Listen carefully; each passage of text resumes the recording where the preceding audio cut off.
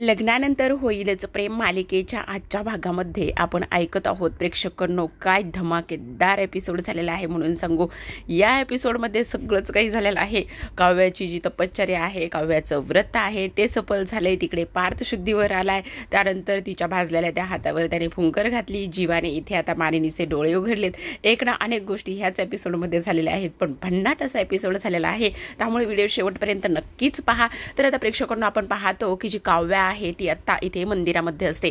तिने आता 100 दिवे मंदिरात भोवती आवारामध्ये सगळे 100 दिवे व्यवस्थित पेटवलेले असतात। अगदी शेवटचे 2 ते 3 दिवे इथे राहिलेले असतात आणि शेवटचे 2 ते 3 दिवे राहिल्यानंतर इकडे मात्र आपल्या काव्याच्या ह्या व्रतामध्ये थोडंसं विघ्न येतं, वादळ येतं, हवा सुटलेली असते आणि त्यामुळे हे दिवे विझायला सुरुवात होत असतं। सुरुवातीला खरं तर तिकडे पार्थ काव्या म्हटलेला असतो आणि त्याच आवाजाचा भास इकडे काव्याला झालेला असतो। तर आपण पाहतो की आता काव्याचं हे व्रत आहे ते आता असफल होण्याच्या मार्गावरच असतं। तेव्हा काव्या म्हणत असते, अगं का अशी करतेस देवी आई, का अशी वागतेस माझ्यासोबत? पार्थ देशमुख बरे व्हावेत म्हणूनच मी हे सगळं काही करत आहे ना। तू हे सगळं माझ्या ह्या व्रतामध्ये विघ्न का आणतेस? अगं का अशी वागतेस, का माझी परीक्षा बघतेस? असं काव्या म्हणत असते आणि जे दिवे विझण्याच्या ह्याच्यावर असतात त्या दिव्यांना आणखी ते पेटवण्याचं इथे काम करत असते। तर आपण पाहतो की इकडे खूप हवा सुटल्यामुळे वादळ आलेलं असतं आणि आता एक एक करून दिवा विझायला लागलेला असतो।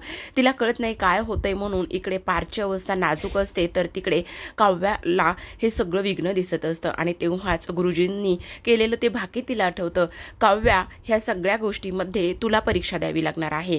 ही फक्त आणि फक्त एक अग्निपरीक्षा नाही, तर एका सुवासिनीची सत्व परीक्षा आहे असं गुरुजींनी सांगितलेलं असतं आणि हे सगळं तुला करावं लागणार आहे। आता तेव्हाच काव्या देवी आईला जाब विचारत असते, तर तिकडे मात्र पार्थ हा अक्षरशः शेवटचा श्वास घेत असतो। अक्षरशः इथे डॉक्टरांच्या सगळ्या ह्या गोष्टीनुसार पार्थ हा शेवटच्या क्षणाला जाऊन पोहोचलेला असतो, किंवा अक्षरशः असंही त्यांनी डिक्लेअर केलेलं असतं की पार्थ देशमुख गेला म्हणून। आणि तेव्हा इकडे मात्र मानिनी हतबल झालेली असते।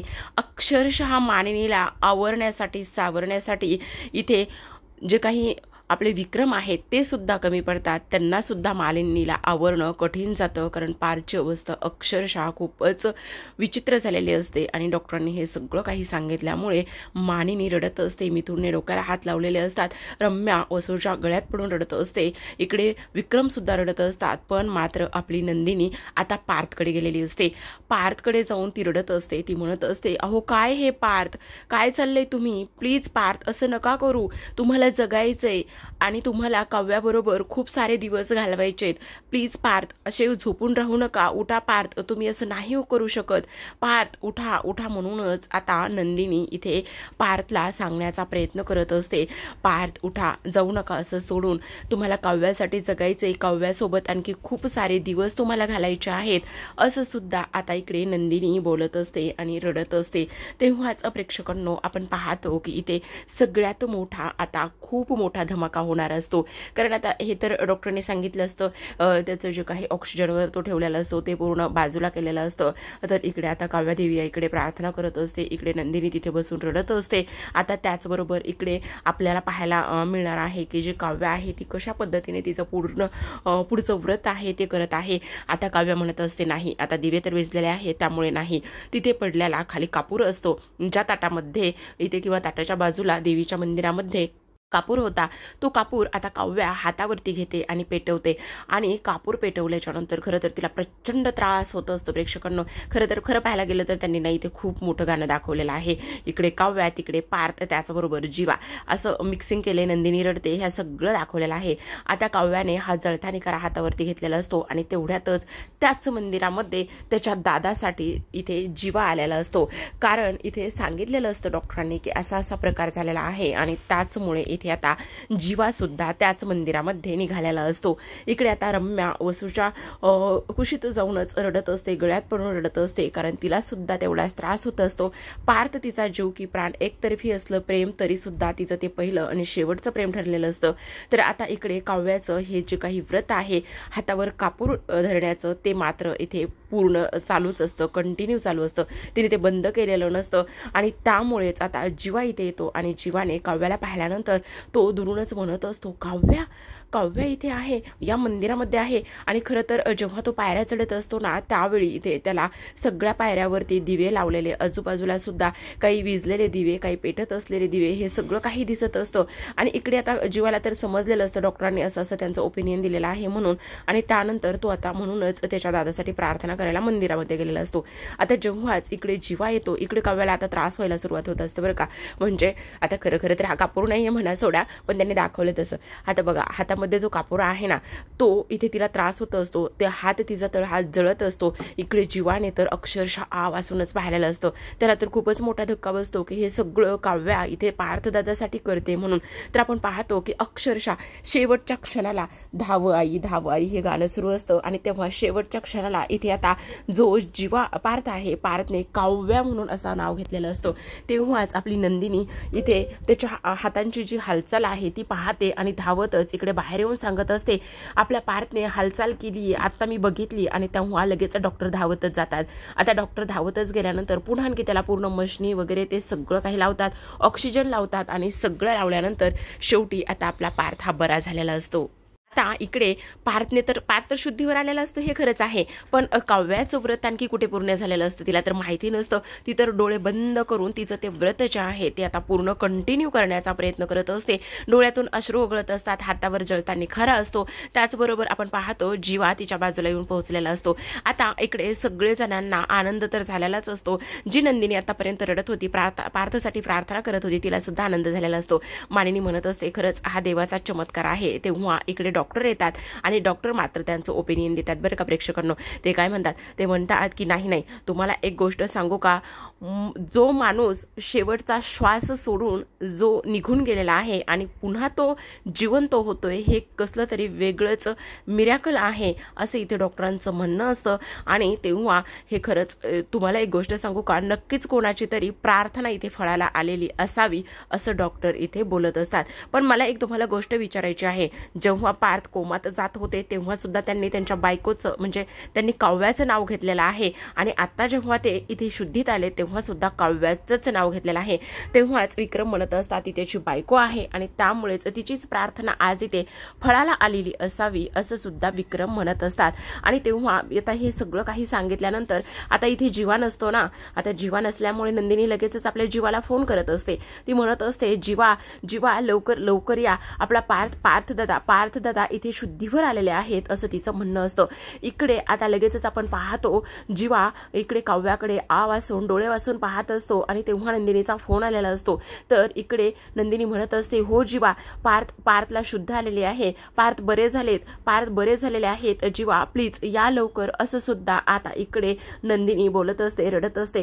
तेव्हा जीवा म्हणत असतो, काय सांगतेस काय, पार्थदादा शुद्धीवर आला, पार्थदादा बरा झाला. म्हणजे सगळ्यांना एवढा आनंद झालेला असतो ना. खरं तर आता जीवासाठी त्याचा दादा म्हणजे जीव की प्राण, म्हणजे तो घरच्यांचा सगळ्यांचा लाडका आणि त्यातली त्यात तो म्हणजे आहेच तेवढा प्रेमळ, आहेच तेवढा क्यूट, सगळ्यांची काळजी घेणारा, त्याचबरोबर सगळ्यावर तेवढंच भरभरून प्रेम करणारा. आता हा फोन ठेवतो आणि फोन ठेवल्याबरोबर, काव्या काय करतेस तू असं म्हणून आता तो तिच्या हातावरचा कापूर बाजूला करायला लागतो, पण काव्या ऐकत नाही. तेव्हाच आता इकडे जीवा म्हणत असतो, अगं काव्या, पार्थ दादा शुद्धीवर आलाय काव्या खरंच, आणि जोरात ओरडतो. तेव्हा कुठे जाऊन काव्याला विश्वास बसतो आणि त्यानंतर तिच्या हातामधला जो काही कापूर आहे तो बाजूला करतो. बापरे प्रेक्षकांनो, खरंच असला एक नंबर सीन दाखवलेला आहे म्हणून सांगू तुम्हाला.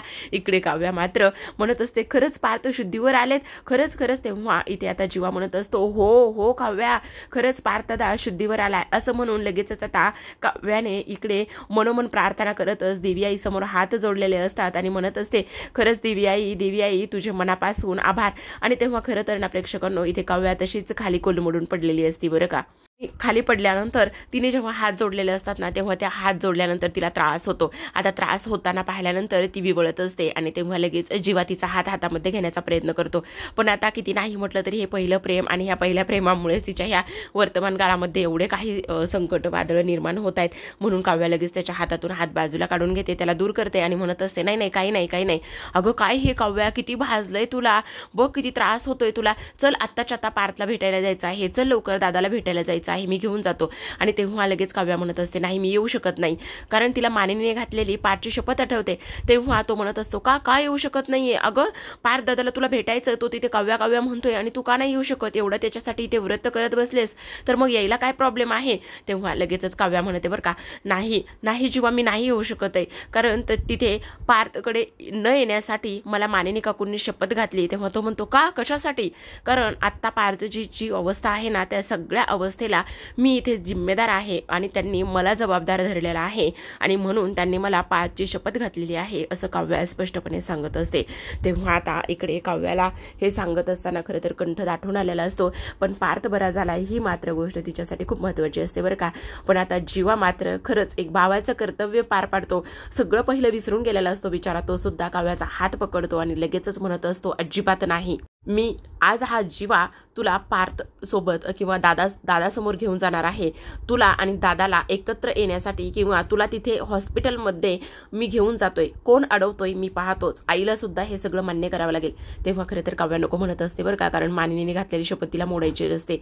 त्यामुळे तो म्हणत असतो, तू जर इथे उभी राहून इथे दादासाठी हातावर जळता निखारा घेऊ शकतेस तर तिथे येण्यापासून तुला कोण अडवतोय मी पाहतो, असं म्हणूनच आता काव्याचा हात त्याने घट्ट पकडलेला असतो. आणि काव्याचा हात घट्ट पकडल्यानंतर इथे तो लगेचच आता काव्याला दवाखान्यामध्ये घेऊन निघालेला असतो. आपण पाहतो की आता दोघे जण सुद्धा मंदिरातून बाहेर पडलेले असतात. खरंच हे मंदिर तर खूपच सुंदर आहे बरं का प्रेक्षकांनो, पूर्ण सजवलेलं आहे. त्यामध्ये जी देवी आहे ती सुद्धा एकच नंबर आहे. बहुतेक ना हे सगळं काही नवरात्रामध्ये शूट झालेलं असावं, कारण तेव्हाच मंदिर एवढी छान डेकोरेट करतात की नाही. असो, आता हे दोघे जण सुद्धा तिथून निघतात. तर आपण इकडे पाहतो की आता पार्थ हा शुद्धीवर आलेला असतो आणि पार्थ शुद्धीवर आल्यानंतर इकडे आता लगेचच नंदिनी म्हणत असते, जीवाला मी फोन केलाय आणि जीवाला ह्या सगळ्या गोष्टी सांगितल्या, ते येतील बहुतेक. आणि तेव्हा लगेचच आता काव्याचा विषय निघलेला असतो. तेव्हा इकडे जे काही विक्रम आहेत ते मानिनीला म्हणत असतात की अगं काव्या इथे असायला हवी आहे, काव्याला आपण बोलवायला पाहिजे. तेव्हा लगेचच इकडे आता मानिनी म्हणत असते, नाही मी नाही बोलू शकत काव्याला इथे. आणि त्यावर विक्रम म्हणत असतात, अगं पण का नाही बोलू शकत ते तरी सांग, VDS का तू आज काहीतरी तिनेच केलेली प्रार्थना इथे फळाला आलेली असावी ना. आणि तेव्हा लगेचच मानिनी म्हणत असते, नाही तुम्हाला नाही माहिती काव्या कशी आहे. तर असं म्हणता क्षणी आता समोरून जीवा जो आहे तो काव्याचा हात धरूनच घेऊन आलेला असतो आणि काव्याचा हात जीवाच्या हातामध्ये पाहता क्षणी इकडे सगळ्यांना धक्का बसत असतो. जीवा पुढे चालत असतो तर काव्या पाठीमागे चालत असते. कोणी काहीच बोलत नाही. आता इकडे लगेचच मानिनी हे सगळं काही पाहत असते आणि इकडे मानिनी खरं तर त्याला म्हणत असते, जीवा काय हे. पण जीवा म्हणत असतो, 1 मिनिट आई, असं म्हणूनच आता तो त्याच्या आईचं सुद्धा काहीच ऐकत नाही आणि त्याच्या आईचं सुद्धा काहीच न ऐकल्यामुळे इथे काव्याला भरून आलेलं असतं, रडायला आलेलं असतं. किती नाही म्हटलं तरी सुद्धा आता हे पहिलं प्रेम तिचं इथे तिच्या वर्तमान काळातल्या प्रेमाकडे घेऊन चाललेलं आहे. हे किती खरंच. आता काव्या जेव्हा पार्थच्या समोर जाऊन उभी राहते, खरं तर पार्थ शांतपणे पडलेला असतो बरं का. सुरुवातीला त्यांनी दाखवले पण एकाच झटक्यात तो बरा सुद्धा झालेला आहे. आता जेव्हा काव्या तिथे जाते आणि लगेच ती म्हणत असते, पार्थ देशमुख, असं म्हटल्याबरोबर आणि काव्याचा आवाज ऐकल्याबरोबर इथे पार्थच्या ह्या चेहऱ्यावर गोड हसू आलेलं असतं आणि गोड हसू आल्यानंतर तो लगेचच डोळे उघडून पाहतो आणि काव्या असं म्हणत असतो. आता त्याला कुठे दम निघतोय काव्याला समोर पाहिल्यानंतर. बिचारा लगेचच उठून बसायला लागतो. आता लगेचच उठून बसायला लागतो आणि उठून सुद्धा बसतो. इकडे काव्या म्हणत असते, अहो देशमुख काय करताय. आणि तेव्हा जीवा त्याला उठून बसण्यासाठी मदत करत असतो आणि लगेचच आपण पाहतो की तुम्ही कसे आहात, काय आहात, तुम्ही बरे तर आहात ना. तेव्हा आता लगेचच काव्या म्हणत असते, हो मी बरी आहे, पण तुमची काय अवस्था आहे ही.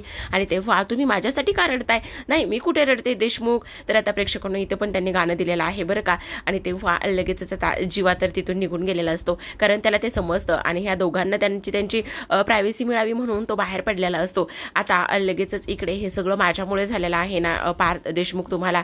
तेव्हा तो म्हणतो, नाही तुमच्यामुळे कसं काय झालेलं आहे, अजिबात तुमच्यामुळे वगैरे मला काहीही झालेलं नाही आणि तेव्हाच तुम्ही बरे आहात ना.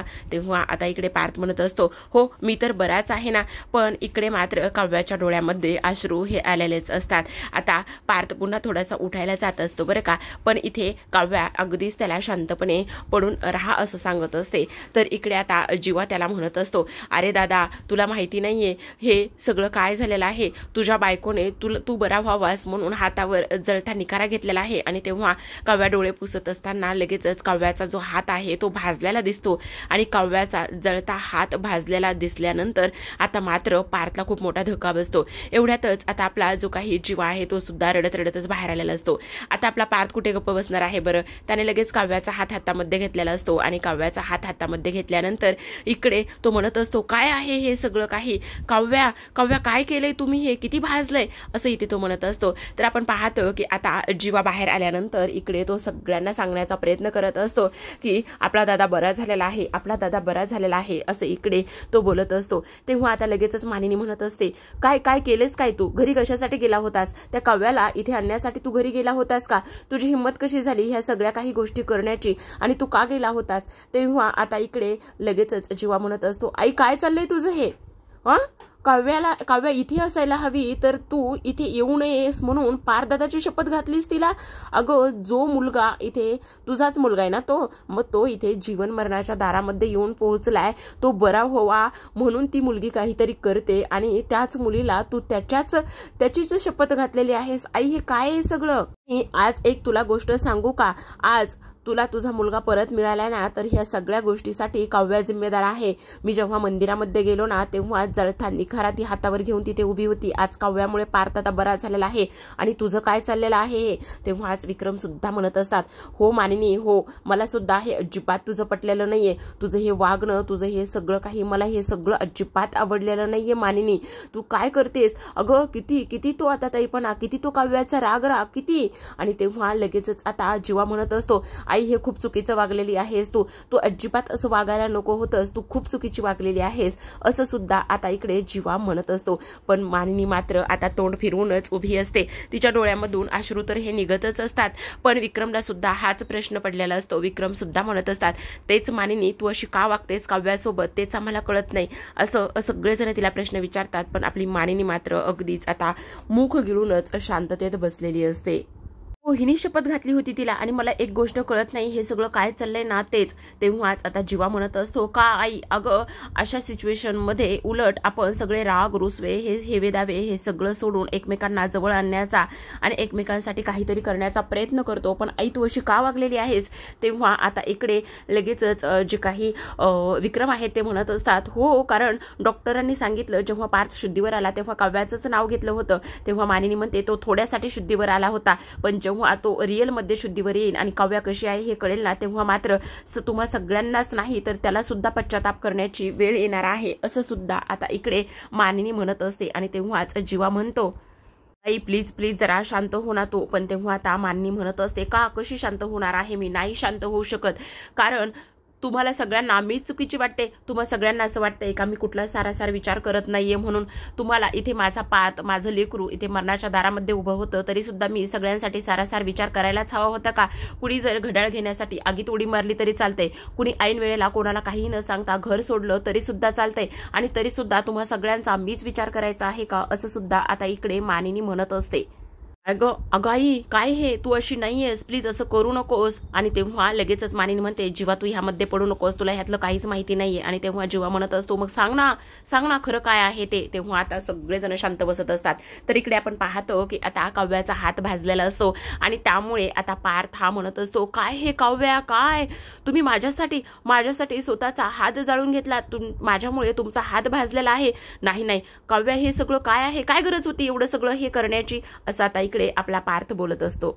आता लगेचच जो काही पार्थ आहे तो बाजूची क्रीम घेत असतो आणि काव्याच्या त्या भाजलेल्या जखमेवर लावण्याचा प्रयत्न करत असतो. काव्या म्हणत असते, नाही पार्थ प्लीज देशमुख नको, मला काही होत नाहीये, प्लीज तुम्ही शांत बसा, मला नाही या सगळ्या गोष्टीचा त्रास होणार आहे, काय शांत बसा. आणि तेव्हा लगेचच काव्या म्हणत असते, नकोय. पण तेव्हा पार्थ म्हणत असतो, अजिबात नाही, तुम्ही शांत बसा ना. पण काव्या म्हणते, अहो ती क्रीम लावली तर झोंबेल ना मला. आणि तेव्हा पार्थ म्हणत असतो, झोंबलं तर मी आहे ना फुंकर घालायला. असं म्हटल्याबरोबर आता काव्या इकडे पार्थकडे पाहतच असते. पार्थ कुठे ऐकणार आहे बरं, तो लगेचच आता त्या तिच्या भाजलेल्या जखमेवर क्रीम लावून देतो. तर आता आपण पाहतो की इकडे पार्थने तिच्या हातावर क्रीम सुद्धा लावलेली असते आणि प्रेमाने फुंकर सुद्धा मारलेली असते. इकडे सुद्धा आता त्यांनी जवळपास 1 ते 1.25 मिनिटं गाण्याचं दिलेलं आहे बरं का प्रेक्षकांनो. लग्नानंतर होईलच प्रेम म्हणून काव्या ही देशमुखांकडे पाहतच असते. तिच्या डोळ्यामध्ये प्रेम आणि ह्या सगळं काही अश्रू, त्याच्याबद्दल आदर, ते सगळं काही दाटून आलेलं असतं. कारण जो माणूस मरणाच्या दारातून नुकताच बाहेर आलेला आहे तो त्याच्या बायकोसाठी पुन्हा आणखी त्याच नव्याने तयार उभा राहिलेला आहे काहीतरी करण्यासाठी. तर आता असा आजचा हा रिव्ह्यू होता. खूपच सुंदर असा भाग दाखवलेला आहे बघा. पण आता उद्याच्या भागामुळे तेवढीच कमाल धमाल होणार आहे. कारण जेव्हा म्हणत असतो सांग ना तू, मग सांग का सांगत नाहीयेस, पण तेव्हाच इकडे मानिनी शांत बसलेली असते. अगं ज्या मुलीला तू इथे हॉस्पिटलमध्ये न येण्याची शपथ घातलेली आहेस तीच मुलगी आज मंदिरामध्ये हातावर जळता निखारा घेऊन पार्थ दादासाठी प्रार्थना करत होती. आई, हे सगळं काही मानिनी जीवाकडे पाहत असते आणि जीवा हे सगळं काही सांगत असतो. हे सगळं काही सांगत असताना आता सगळे आजूबाजूचे सगळे जण ऐकत असतात बरं का. आता लगेचच विक्रम सुद्धा मानिनीला म्हणत असतात, अगं मानिनी प्लीज आता तरी कमीत कमी आता तरी काव्याबद्दल तुझं असलेलं मत तू इथे बदल आणि काव्याला जी काही शपथ घातलीस तू ती बाजूला घे मानिनी. आता तरी तुला काव्या समजली पाहिजे. तेव्हा आता इकडे नंदिनी सुद्धा पुढे येते आणि नंदिनी सुद्धा इथे मानिनी समोर हात जोडूनच उभी राहत असते आणि म्हणत असते, प्लीज आई प्लीज, माझी काव्या अशी नाहीये हो. तुमच्यामध्ये दोघीमध्ये काय झाले काय नाही ह्या गोष्टी मला अजिबात नाही माहिती, पण प्लीज असं करू नका. आता तरी तुम्ही काव्याबद्दल असलेलं मत. आता मात्र इकडे लगेचच मानिनी म्हणत असते, तुम्हाला नाही माहिती काय चाललं आहे आणि कशा पद्धतीने ह्या सगळ्या गोष्टी चाललेल्या आहेत. इकडे मात्र नंदिनी हात जोडूनच उभी असते आणि नंदिनी म्हणत असते, प्लीज आई प्लीज, आता तरी ह्या सगळ्या गोष्टी एकदा बदला आणि इकडे काव्या कशी आहे ते ओळखा.